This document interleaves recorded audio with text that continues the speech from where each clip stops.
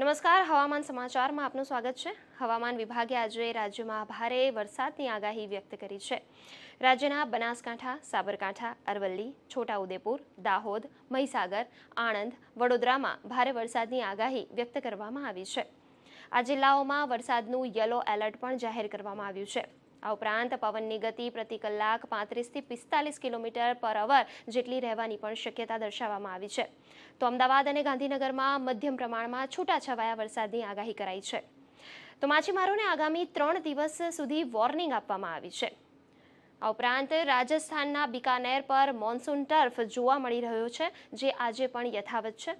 તો રાજ્યમાં ગઈ 1 જૂનથી અત્યાર સુધીમાં 514 મિલીમીટર જેટલો વરસાદ નોંધાયો છે, જે સામાન્ય કરતાં 11% વધુ છે।